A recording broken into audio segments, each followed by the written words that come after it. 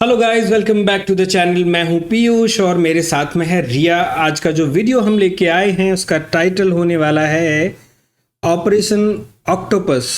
और हाँ, operation octopus एक हुआ था, उस पे बेस्ड ये वीडियो है। और एक हमारे एक व्यूअर थे जिनका कि नाम एग्जैक्टली अभी मुझे नहीं याद है, उन्होंने ये वीडियो हमें सजेस्ट किया था कि इस पे एक बार रिएक्ट ज़रूर करें, इसीलिए हम लेके आए हैं ये बढ़िया सा वीडियो। टॉपिक भी मेरा पसंदीदा वाला है क्योंकि जो भी जासूसी वाले जो काम रहते हैं उसमें हमारे जो रॉ के जो लोग रहे हैं उन्होंने क्या क्या कैसे कैसे ये वो ऑपरेशंस किए खतरनाक वाले, उसकी क्या स्टोरीज हैं, ये जानने में मुझे बड़ा इंटरेस्ट आता है। तो अगर आपको भी इस टाइप के वीडियोस पसंद हैं तो बने रहिए स्टार्टिंग टू एंड और जानते हैं उस अमेजिंग स्टोरी के बारे में कि क्या ऑपरेशन था ये ऑपरेशन ऑक्टोपस, और ऑक्टोपस नाम क्यों दिया गया इसको। तो चैनल पे अगर नए हैं तो प्लीज़ चैनल को सब्सक्राइब ज़रूर कीजिए और वीडियो पसंद आए तो लाइक कीजिए, शेयर कीजिए अपने फ्रेंड्स एंड फैमिली के साथ में। तो चलिए स्टार्ट करते हैं वीडियो को। नमस्कार, जय मां भारती। दोस्तों, अगर आपको ये कंटेंट पसंद आ रहा है तो वीडियोस को लाइक कीजिए, शेयर कीजिए और चैनल को सब्सक्राइब जरूर कीजिएगा। सब्सक्राइब करने के बाद बेल आइकन भी जरूर दबाइएगा जिससे कि आपको भविष्य में आने वाले एपिसोड्स का नोटिफिकेशन मिल सके।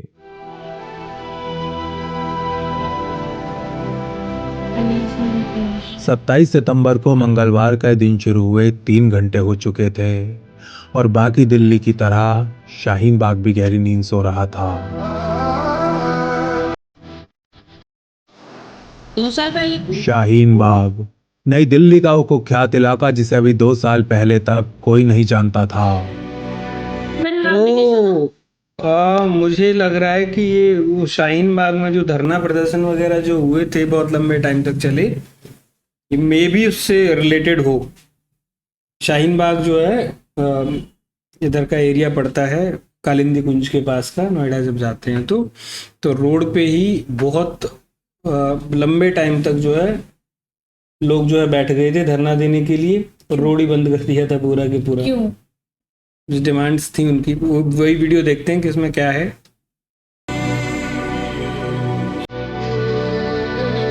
शाहीन बाग के निवासी बाकी दिल्ली के मुकाबले कुछ ज्यादा ही गहरी नींद सोया करते हैं और इसका कारण आपको यहाँ रहने वाला एक छोटा सा बच्चा भी बता देगा। वो आपको बताएगा कि उसकी मर्जी के बिना उसके शाहीन बाग में भारत की फौज भी प्रवेश नहीं कर सकती। फिर इन चोरों और पुलिस वालों की तो औकात ही क्या है।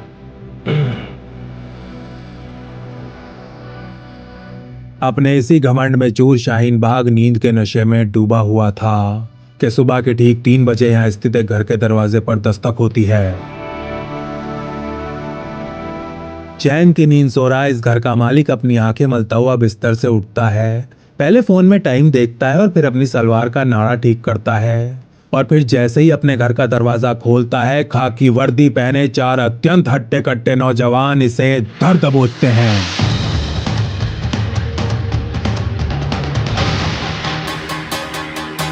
इससे पहले कि इसके घर वाले को समझ पाते, दिल्ली पुलिस के पहलवान इस आदमी को बाहर खड़ी एक वैन में डाल यहाँ से गायब हो जाते हैं। अपने पति को ऐसे किडनैप होते देख इस आदमी की पत्नी जोर जोर से शोर मचाने लगती है।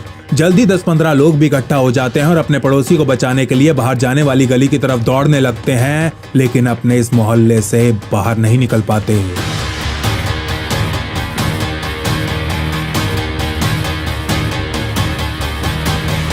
दिल्ली पुलिस के स्वाट कमांडोज शाहीन बाग के इस मोहल्ले को चारों तरफ से घेर चुके थे। कमांडोज जिन्हें केवल एक ही ऑर्डर दिया गया था कि ना ही कोई इस मोहल्ले से बाहर जाना चाहिए और ना ही कोई अंदर।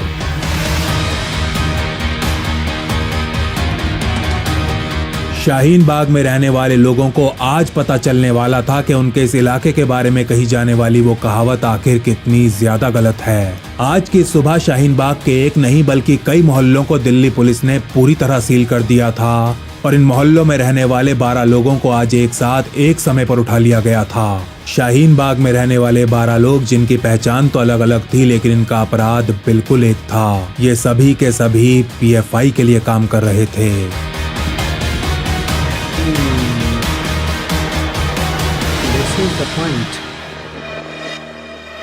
ये सभी की सभी गिरफ्तारियां एनआईए और ईडी के एक जॉइंट ऑपरेशन के तहत की जा रही थी। देश के 15 राज्यों में एक साथ एक समय पर लॉन्च किया गया एक ऑपरेशन जो इतना ज्यादा सीक्रेट था कि 12 घंटे पहले तक लोकल पुलिस को इसकी जरा सी भी भनक नहीं थी। एक ऑपरेशन जिसे RNDAW और IB की सहायता से खुद गृह मंत्री अमित शाह और NSA अजीत डोवल ने प्लान किया था। ऑपरेशन जिसका केवल एक ही उद्देश्य था, भारत में फैले PFI के नेटवर्क का संपूर्ण विनाश करना।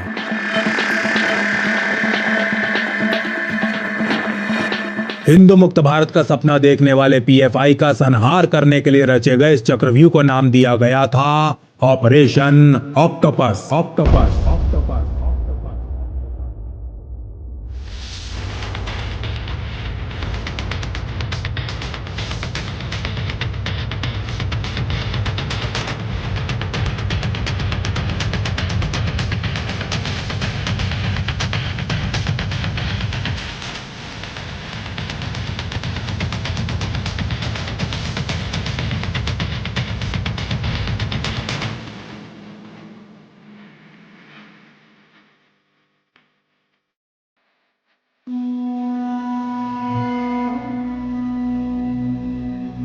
PFI के इतिहास पर एक नजर डालते ही सबसे पहला प्रश्न जो आपके मन में आएगा वो ये कि आज तक इसके ऊपर आखिर बैन क्यों नहीं लगाया गया। चाहे वो केरल के मराठ बीच पर हुआ हिंदू नरसंहार हो या फिर शिमोगा का चाकू कांड, PFI के लिए केंद्र और राज्य में बैठी हमारी सरकारें हमेशा नेत्रहीन ही क्यों बनी रहीं। PFI के इतिहास और विस्तार को समझने के लिए आप यहाँ क्लिक कर इस डॉक्यूमेंट्री को देख सकते हैं। इस डॉक्यूमेंट्री का लिंक आपको नीचे पिंड कमेंट में भी मिल जाएगा। IB और RNDAW जैसी एजेंसी सालों से PFI के ऊपर अत्यंत चिंताजनक इंटेलिजेंस इनपुट्स देती आ रही हैं।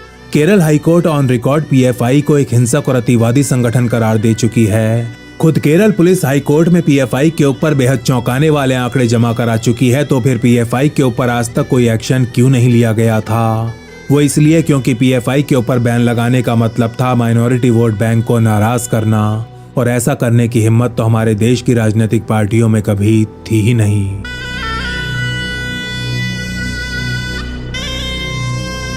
आधिकारिक रूप से तो PFI का जन्म 2007 में हुआ, लेकिन उससे पहले ये संगठन NDF और ISS के रूप में देश भर में वर्दीधारी परेड्स निकालता रहा, दिन दहाड़े हिंदू नेताओं को अत्यंत क्रूर तरीके से मारता रहा, दंगे करवाता रहा, हिंदू लड़कियों को जबरन मुसलमान बनाता रहा और विदेशी फंडिंग से हथियार और गोला बारूद के अंबार लगाता चला गया। ये सब होता रहा, लेकिन आज तक कोई PFI के ऊपर बैन लगाने की हिम्मत नहीं कर पाया। तो फिर आज ऐसा क्या हो गया? आज PFI ने ऐसा क्या कर दिया कि प्रधानमंत्री नरेंद्र मोदी को खुद अपने हाथों से बिल्ली के गले में घंटी बांधनी पड़ गई। NSA अजीत डोवल, गृह मंत्री अमित शाह और प्रधानमंत्री नरेंद्र मोदी PFI के ऊपर बैन लगाना तो चाहते थे, लेकिन अभी नहीं बल्कि 2023 में। यदि PFI ने अपने ऊपर थोड़ा सा संयम बरता होता, अपनी औकात से बाहर निकलने की कोशिश ना की होती, तो शायद उसको 1 साल का जीवन दान और मिल गया होता। लेकिन विदेशी फंडिंग और सपोर्ट के नशे में चूर ये अतिवादी संगठन कुछ ऐसी गलतियां कर बैठा जिन्हें और अनदेखा नहीं किया जा सकता था। वैसे तो PFI के इतिहास की किताब नफरत और खून में सने पन्नों से भरी पड़ी है, लेकिन अगर ऑपरेशन ऑक्टोपस की बात की जाए तो PFI से जुड़ी कुछ घटनाओं को निर्णायक जरूर कहा जा सकता है।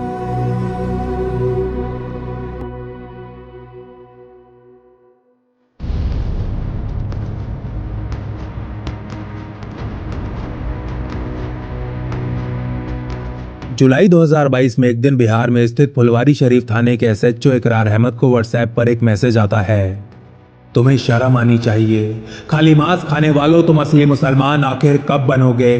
तुम प्रॉफिट की महानता का गुणगान आखिर कब करोगे? पूरी दुनिया के मुसलमान अपनी आवाज उठा रहे हैं, तुम कब तक एक मुर्दे की तरह ऐसे जिंदा रहोगे? कल को जब अल्लाह ताला तुमसे सवाल पूछेगा, तुम उसे क्या जवाब दोगे? क्या मुंह लेकर उसके सामने जाओगे? 10 जुलाई को नमाज जुम्मा के टाइम पर नया तौला की जामा मस्जिद पहुंचो और अपने इश्क रसूल को साबित करो। इसके अगले ही दिन SHO इकरार अहमद के बयान को आधार बनाते हुए अलग अलग धाराओं में एक 0 FIR दर्ज कर ली जाती है। FIR के बाद बिहार पुलिस इस मैटर को भूल जाती है और इस मामले में आगे कोई जांच नहीं की जाती। लेकिन जल्दी केंद्र सरकार ये घोषणा करती है कि PM नरेंद्र मोदी 12 जुलाई के दिन पटना और देवगढ़ का दौरा करेंगे। इस घोषणा के तुरंत बाद सुरक्षा एजेंसीज हाई अलर्ट मोड में चली जाती हैं और अब बिहार पुलिस को भी उस व्हाट्सएप मैसेज की जांच शुरू करनी ही पड़ती है। ये जांच बिहार पुलिस को फुलवारी शरीफ पहुंचा देती है, जहां 10 जुलाई के दिन अहमद पैलेस के ऊपर रेड्स कर दी जाती हैं। रेड जो पीएफआई के पतन की नींव रखने वाली थी। इन छापों में गिरफ्तार किए गए लोगों में सिमी का मेंबर अतहर परवेज और झारखंड पुलिस का एक पूर्व एसआई मोहम्मद जलाउद्दीन भी शामिल था। ये दोनों ही लोग फुलवारी शरीफ में दिन दहाड़े युवाओं को आतंकी बनाने के लिए ट्रेनिंग कैंप चला रहे थे। इनके पास से पुलिस को होश उड़ा देने वाले कई डॉक्यूमेंट्स बरामद होते हैं, जिनमें भारत को एक हिंदू मुक्त इस्लामिक राष्ट्र बनाने का प्लान विस्तार में लिखा हुआ था। ऐसे ही 7 पन्नों वाले एक डॉक्यूमेंट का टाइटल था India 2047 towards rule of Islam in India. Athar Parvez और मोहम्मद जलाउद्दीन से मिली जानकारी के आधार पर पीएफआई के और भी कई ऑपरेटिव्स को गिरफ्तार किया जाता है। इन सबको एक साथ एक कमरे में बिठा सलीके से पूछताछ की जाती है और तब जाकर यह खुलासा होता है कि पीएम नरेंद्र मोदी को उनके बिहार दौरे के दौरान पीएफआई द्वारा खत्म करने की योजना बनाई जा रही थी।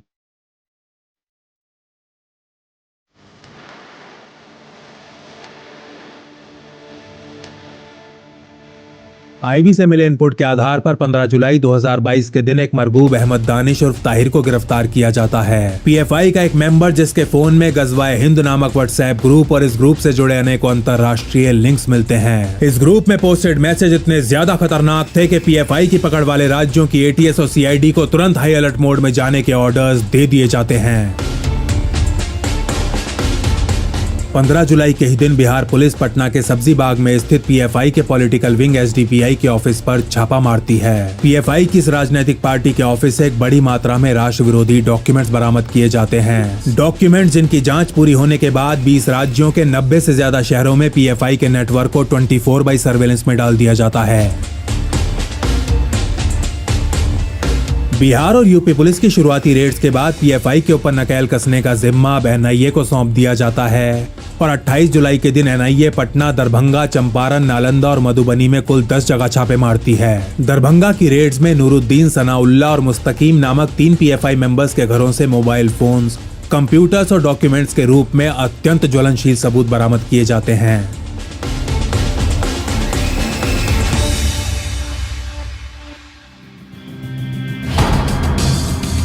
Secret meeting.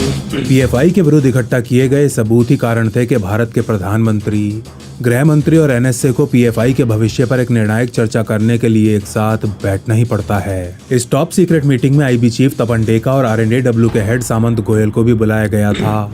अमित शाह चाहते थे कि पीएफआई के ऊपर किसी भी प्रकार की कार्यवाही करने से पहले उसके लीडर्स के ऊपर हर प्रकार की बारीक से बारीक जानकारी इकट्ठा कर ली जाए। वो कहाँ उठते हैं, कहाँ बैठते हैं, दिन भर में किस किस से मिलते हैं, कितनी बार नमाज पढ़ते हैं और कहाँ कहाँ पढ़ते हैं, उनके घर और दफ्तरों में किस किस का आना जाना है, उनके परिवार में कितने लोग हैं और वो क्या क्या करते हैं। आईबी और आरएनएडब्ल्यू को पीएफआई से जुड़ी इस प्रकार की हर जानकारी इकट्ठा करने का आदेश दे दिया जाता है। आईबी और आरएनएडब्ल्यू को इंटेलिजेंस कलेक्शन का जिम्मा सौंपने के बाद एनएसए अजीत डोवल राजनीति की बिसात पर पीएफआई के विरुद्ध वो ही धार्मिक चाल चलना शुरू कर देते हैं जिसे वो खुद दशकों से खेलता आ रहा था। पीएफआई के ऊपर कोई भी कार्यवाही करने से पहले एनएसए डोवल उसके पीछे से आम मुसलमान की सपोर्ट कमजोर करना चाहते थे और अपने इसी उद्देश्य को पूरा करने के लिए वो 29 जुलाई के दिन AISSC द्वारा आयोजित इंटरफेथ कॉन्फ्रेंस में हिस्सा लेते हैं। एक कॉन्फ्रेंस जिसमें देश के कुछ सबसे बड़े मुसलमान नेताओं द्वारा एक रेजोल्यूशन पास कर पीएफआई के ऊपर तुरंत बैन लगाने की मांग की जाती है। अजीत डोभाल साहब से बात की मैं गुजारिश करना चाहूंगा कि सर सुजानशी काउंटी की जानिब से पिछले 2 साल से हम एक बार बारहा अपने अवसर से जा रहे हैं कि पीएफआई जैसी ऑर्गेनाइजेशन पर इमीडिएटली बैन लगना चाहिए।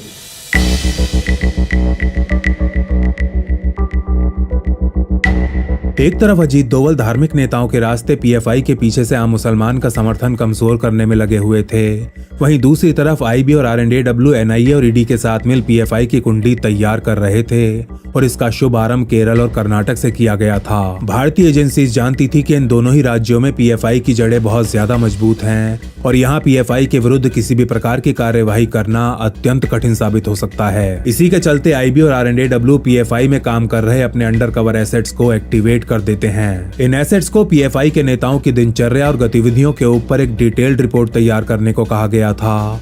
इसके अलावा पीएफआई के उन मेंबर्स की सूची भी बनाई जाती है जो अपने नेताओं की गिरफ्तारी के बाद अपने जिले या शहरों में दंगे भड़काने की क्षमता रखते थे।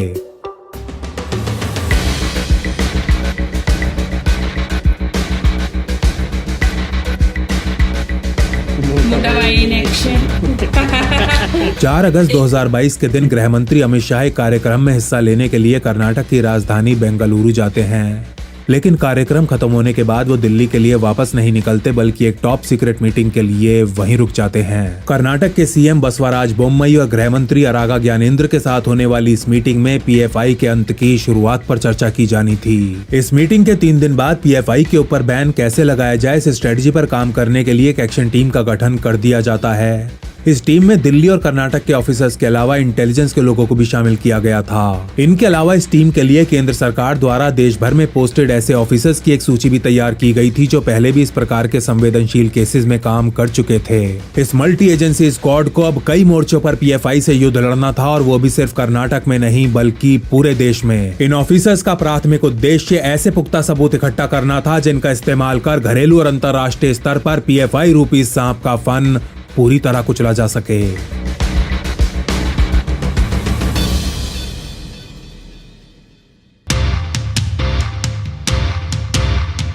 अगस्त के आखिरी हफ्ते में अमित शाह और अजीत दोवल इस एक्शन टीम के टॉप ऑफिशियल्स के साथ एक मीटिंग करते हैं जिसमें आईबी और आरएनएडब्ल्यू के हेड्स भी मौजूद थे। इस मीटिंग के दौरान पीएफआई के खिलाफ इकट्ठा किए गए सबूतों के ऊपर विस्तार में चर्चा की जाती है। आईबी चीफ तपंडेका गृह मंत्री के सामने अपने अंडरकवर एसेट्स द्वारा तैयार की गई रिपोर्ट भी प्रस्तुत करते हैं जिसमें संगठन के सभी छोटे बड़े ऑपरेटिव्स के ऊपर डिटेल्ड इन्फॉर्मेशन मौजूद थी।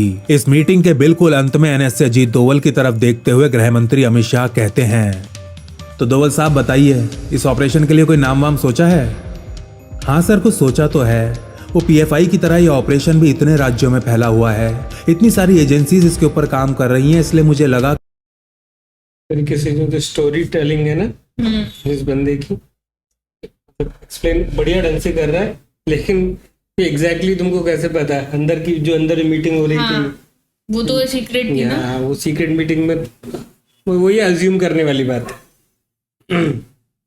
कि ऑक्टोपस नाम ठीक रहेगा। Operation octopus. ऑपरेशन ऑक्टोपस इसलिए क्योंकि इतनी सारी जो है शाखाएं फैल रही हैं, जो पूरे देश में अलग अलग हाथ फैल रहे हैं, इन हाथों को काट दो।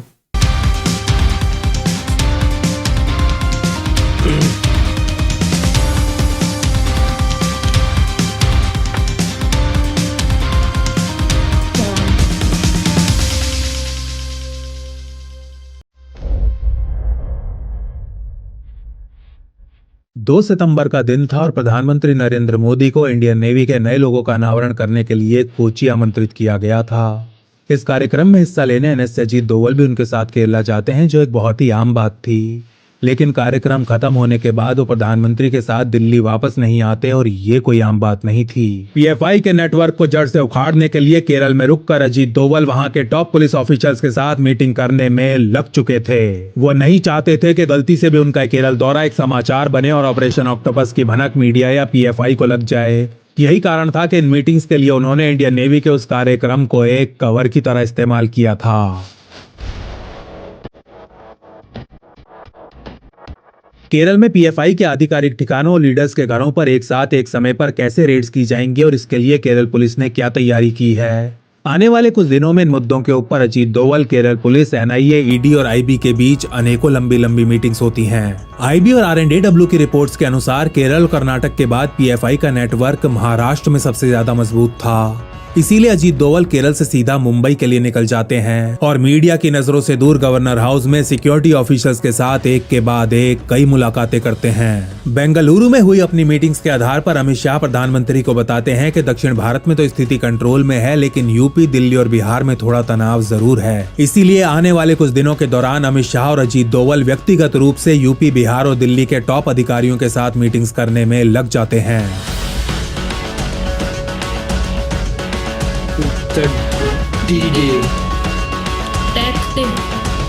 लगभग 20 दिनों तक दिल्ली, यूपी और बिहार में ग्राउंड वर्क करने के बाद 21 सितंबर 2022 के दिन मोदी, शाह और दोवल अपनी एक्शन टीम के साथ एक आखिरी बार मीटिंग करते हैं। इस मीटिंग में आईबी चीफ तपंडेका पीएम को विश्वास दिलाते हैं कि ऑपरेशन ऑक्टोपस के बारे में पीएफआई को जरा सी भी भनक नहीं है। उसके लीडर्स और ऑपरेटिव्स रोज की तरह अपना जीवन व्यतीत कर रहे हैं और उनकी गतिविधियों में कुछ भी असामान्य नोटिस नहीं किया गया है। एक्शन टीम में शामिल स्टेट गवर्नमेंट के ऑफिसर्स से उनके राज्यों की स्थिति जानने के बाद पहले तो प्रधानमंत्री नरेंद्र मोदी काफी देर तक कुछ सोचते रहते हैं और फिर पानी के कुछ घूंट भरते हुए कहते हैं, मैं जानता हूं कि आप सब कई महीनों से मेहनत कर रहे हो और इस ऑपरेशन को अपने अंजाम तक पहुंचाने के लिए काफी उतावले भी हो, लेकिन हमें इसी उतावलेपन से खुद को बचाना है। याद रहे कि हमारा एक गलत कदम हमारी सारी मेहनत पर पानी फेर सकता है। बस कुछ घंटे बाद हमारा इम्तिहान शुरू होने वाला है और हमारी एक छोटी सी चूक पीएफआई के नेताओं को हमेशा हमेशा के लिए हमसे दूर कर सकती है। जाइए और अपने इस ऑपरेशन को पूरा कीजिए। माँ भारती आपके साथ है।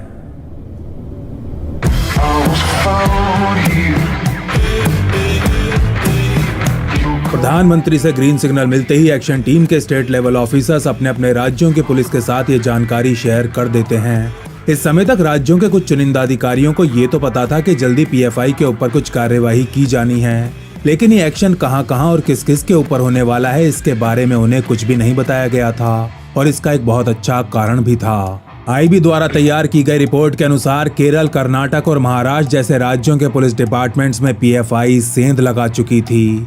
यानी कि इन राज्यों में कई पुलिस वाले ऐसे थे जो पीएफआई के सक्रिय मेंबर्स बन चुके थे। इसका मतलब ये था कि पीएफआई के नेतृत्व को ऑपरेशन ऑक्टोपस की खबर लगने का पूरा अंदेशा था। राज्यों की पुलिस को बिल्कुल अंतिम क्षण तक अंधेरे में रखने का दूसरा कारण ये भी था कि पीएफआई को लेकर पुलिस वालों में खौफ भी पसरा हुआ था। कई राज्यों के पुलिस ऑफिसर्स पीएफआई से बहुत ज्यादा डरे हुए थे। उन्हें इस बात की चिंता सता रही थी कि यदि उन्होंने पीएफआई के विरुद्ध कोई कार्यवाही की तो उसके हथियारबंद कैडर उनसे और उनके परिवार से बदला लेने का प्रयास अवश्य करेंगे।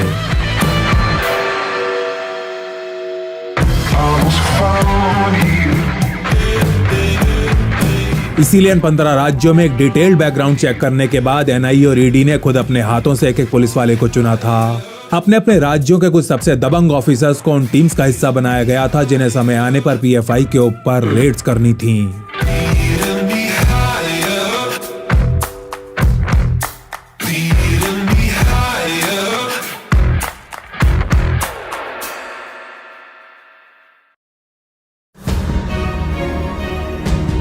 इक्कीस सितंबर को शाम के लगभग 6 बजे 15 राज्यों के 93 शहरों में स्थित अलग अलग थानों में इंतजार कर रही रेडर टीम्स को छापों की लोकेशंस और टारगेट डिटेल्स भेज दी जाती हैं।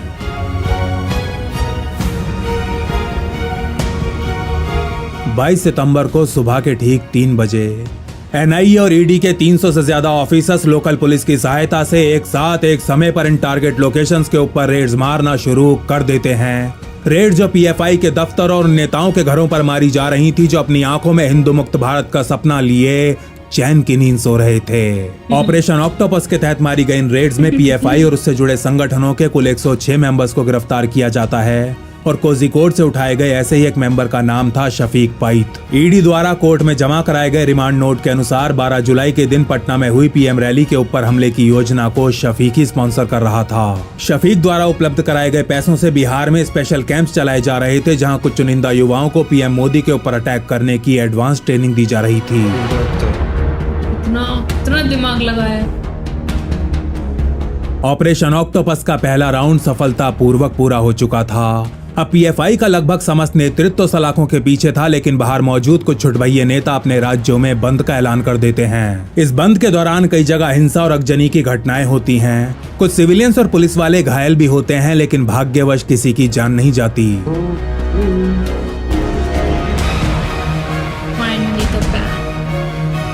एनएस से अजीत डोवल जानते थे कि केवल पीएफआई के टॉप टियर के नेताओं को जेल में डालने से कुछ नहीं होगा। टियर 2 और टियर 3 के नेता अगर ज्यादा दिन बाहर रहे तो बदला लेने के लिए जल्द ही अपने अपने जिलों में आतंक का नंगा नाच जरूर करवाएंगे।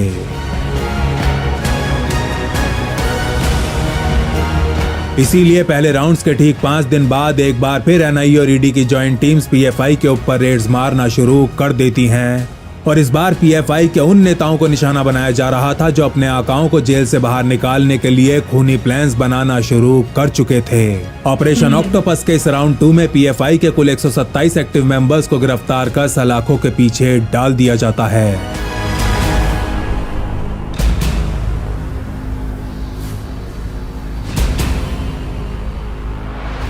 एमपी से 21 गिरफ्तार किए गए 200 से अधिक नेताओं और मेंबर्स के अलावा गृह मंत्रालय के नोटिफिकेशन पर पीएफआई के 2000 मेंबर्स को अंडर स्कैनर भी डाल दिया जाता है, जिसका मतलब यह है कि अब इन लोगों की दिनचर्या का हर क्षण अथॉरिटीज द्वारा मॉनिटर किया जाएगा। कोई समारोह आयोजित करने या शहर छोड़ने से पहले इन्हें लोकल थाने से परमिशन लेनी होगी और ये या इनके आने वाली 7 पुश्तों में कोई सरकारी नौकरी तक नहीं कर पाएगा।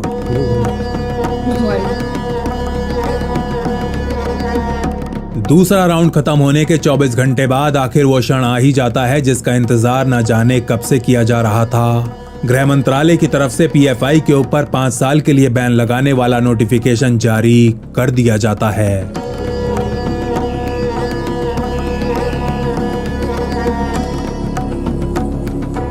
पीएफआई के साथ 8 और अतिवादी संगठनों के ऊपर भी बैन लगाया जाता है। संगठन जिनके खिलाफ ऑपरेशन ऑक्टोपस के दौरान राष्ट्र विरोधी गतिविधियों में शामिल होने के पुख्ता सबूत इकट्ठा किए गए थे।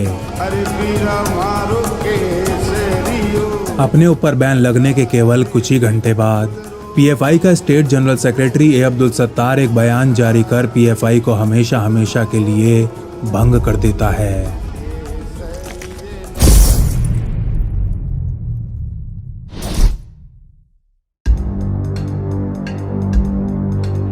वैसे तो अब हजारों कारण ऐसे गिनवाए जा सकते हैं जिन्होंने पीएफआई के ऊपर बैन लगवाने में एक निर्णायक भूमिका निभाई होगी, लेकिन अगर अजीत डोवल के करीबी सूत्रों की मानी जाए तो पीएफआई द्वारा सीए, एनआरसी और हिजाब को लेकर जो झूठ से भरे डिसइंफॉर्मेशन अभियान चलाए गए, दिल्ली समेत कई राज्यों में जो हिंसा फैलाई गई और इन मुद्दों के बहाने हिंदू युवकों की जो दिन दहाड़े निर्मम हत्याएं की गईं, पीएफआई की इन्हीं हरकतों ने उसका नाम मोदी और शाह की हिट लिस्ट में सबसे ऊपर लाकर रख दिया था। लेकिन बात यदि अजीत डोवल की व्यक्तिगत भावनाओं की जाए तो उन्होंने तो उसी दिन पीएफआई को खत्म करने की शपथ उठा ली थी, 15 जुलाई के उस दिन जब उनके हाथों में पीएफआई द्वारा पीएम मोदी को खत्म करने के सबूत थमाए गए थे।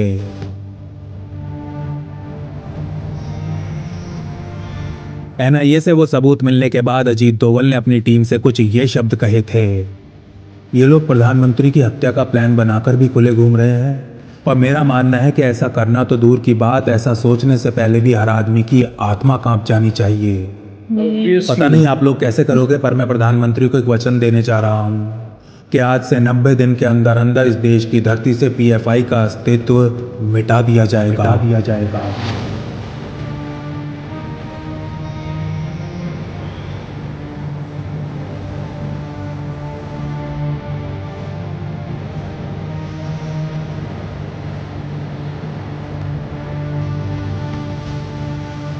In 2015, the Chief Minister of Karnataka, Siddaramaiah, dropped 175 criminal cases against 1,600 activists.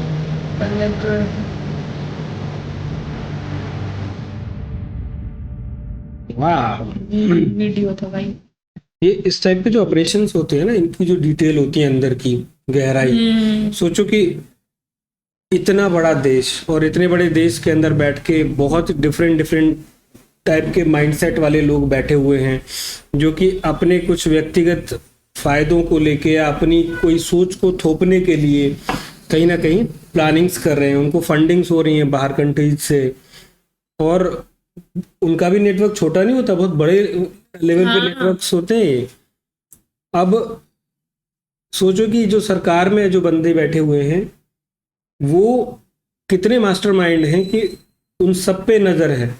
हाँ, और किस तरीके से वो डील कर रहे और हैं, किसी और को भनक भी नहीं हो रही है। मतलब सीक्रेसी देखो, एक कैसे भी पता नहीं चलने देते, लीक नहीं हो सकती बात, चाहे वो ऑपरेशन जो है, कई बार बहुत सारी चीजें ऐसी होती हैं साल भर 6 महीने तक मतलब पड़ी रहती हैं और प्लानिंग चलती रहती है, बहुत टाइम लगता है उसको ओपन अप करने के लिए।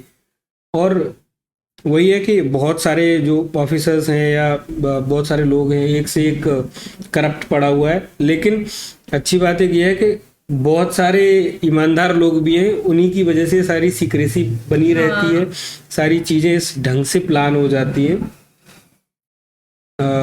मतलब ये अजीत डोभाल के बारे में तो भाई मतलब मैंने कितनी स्टोरीज सुनी है, ऐसे ऑपरेशन, मतलब अजीत डोभाल है इसलिए नहीं कि किसी ने बना दिया, अजीत डोभाल की खुद की मेहनत, खुद का काम, खुद का टैलेंट है। मतलब इतने बड़े ऑपरेशंस करे हैं जो कि जो उस टाइम के बहुत काबिल ऑफिसर्स जो हुआ करते थे वो खुद नहीं कर पा रहे, मतलब उनसे नहीं हो पा रहे थे, उन्होंने कर दिए। और इसकी वजह से जो इनसे ऊपर वाले थे उनसे इनकी बहुत ज़्यादा भिड़ंत और वो सारी चीज़ें हुई कि भाई जो वो कितने मास्टरमाइंड है, फिर उनसे भी ज्यादा मास्टरमाइंड, उनको हाँ। पकड़ ले कितना दिमाग लगाते होंगे। हाँ, अजीत डोभाल के बारे में से तुझे पता है कि नहीं पता? अजीत डोभाल ने करीबन 7 साल शायद, जहाँ तक मुझे पता है, पाकिस्तान में रहे हैं, 7 साल? पाकिस्तान के अंदर। तो इसकी एक बड़ी इंटरेस्टिंग स्टोरी है जो अजीत डोभाल ने बताई थी कि जी ये पहाड़ी है, हम्म। तो वहाँ पे क्या, जब भी बच्चा पैदा होता है तो कान में वो बाली पहनाने वाला जो रहता है ना, तो फूल होता ही है। अब ये पाकिस्तान में थे और एक कोई मौलवी का वो गेटअप लिया हुआ था और बहुत लंबे टाइम से रह रहे हैं वहीं पे ही, मस्जिद जाना सारी चीजें। तो कि एक कोई बंदा था, कोई दूसरा मौलवी होगा या कोई भी हो, उसने नोटिस कर लिया था। तो उसने बोला कि मतलब क्वेश्चंस करना स्टार्ट किया, क्या नाम है तुम्हारा, क्या है क्या नहीं, क्या मैं जानता हूँ तुमको। तो एक वो इंसिडेंट हुआ था और एक बार कोई ऑपरेशन के दौरान जो भी कुछ मूछे या कुछ लगा रखी थी वो हल्की सी हट गई थी। हाँ, तो मतलब बंदा पाकिस्तान में 7 साल काट के आया है और इतने बड़े बड़े ऑपरेशंस जो कि शायद अभी फिलहाल तो मैं गिना भी ना पाऊँ। और मोदी सरकार में आने के बाद तो जितने भी बड़े से बड़े जो डिसीजन हुए हैं, मतलब एनएसए का उसमें बीच में होना ही है, बिना एनएसए के कुछ होगा ही नहीं। कोई भी अगर गवर्नमेंट एक जो बिग डिसीजन ले रही है कुछ भी, उसमें सबसे पहले तो नेशनल सिक्योरिटी की बात आती है, लोगों को शांत रखना है। कोई जो नीचे के जो छोटे बड़े जो भी दल हैं ये कहीं अपना सर ना उठा दें, दंगे ना हो जाए, कोई बड़ी बात ना हो जाए। ऐसा कुछ होता भी है ना तो नेट वगैरह सब बंद हो जाता है। हाँ, ये इनके हाथ में होता है ना, ये जहाँ इनको लगता है कि हाँ ऐसी चीजें हो सकती हैं, कहाँ पे क्या करना चाहिए कर देते हैं। शायद इसलिए भी करते तो इन्फॉर्मेशन अगर किसी को भनक भी लग जाए तो भी शेयर ना हो पाए किसी तक। एक जो है एक रॉका ही एक एजेंट हुआ करता था, इसको क्या टाइगर के नाम से शायद बोलते थे कुछ तो है। तो वो एक लखनऊ का रहने वाला एक नॉर्मल लड़का था और उसको थिएटर में बड़ा वो इंटरेस्ट था। तो वो थिएटर कर रहा था और थिएटर जो देखने आए थे लोग, उसमें कुछ रॉके मतलब लोग थे। उन्होंने उसके एक्टिंग स्किल्स देखे, उसको बुलाया, बात करी कि क्या तुम हमारे लिए काम करोगे। बहुत टाइम लगा उसे कन्विंस करने में, पर वो अपने देश के लिए कुछ ना कुछ बढ़िया करना चाहता था। He was convinced. फिर उसको ट्रेनिंग दी गई बहुत बढ़िया, सारे जो मुस्लिम धर्म से रिलेटेड जो चीज़ें होती हैं, कलमा से लेके सारी चीज़ें सब सिखाया गया पूरी तरीके से। और उसके बाद जो है पाकिस्तान में भेजा गया। तो पाकिस्तान में जाके रह के पढ़ाई करके शादी करी, ठीक है, बच्चे भी हुए और वहाँ की आर्मी में नौकरी कर रहा था। He was working in the Pakistan army. तो सोचो कितनी इम्पोर्टेंट इंफॉर्मेशन वहाँ से आई होंगी।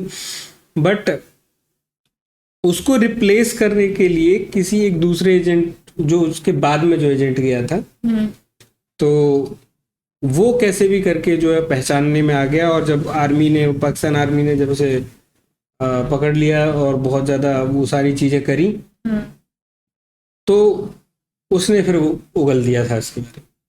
और फिर उसके बाद पकड़ने के बाद में वो पाकिस्तानी आर्मी कितना बुरा हाल करते हैं ऐसे लोगों के साथ में, मतलब कितने साल जो है जेल में कटी और उसके बाद में शायद जेल में ही मौत हो गई। तो ऐसे ऐसे लोग पड़े हैं जो कि पूरी पूरी जिंदगी लगा दी उन्होंने।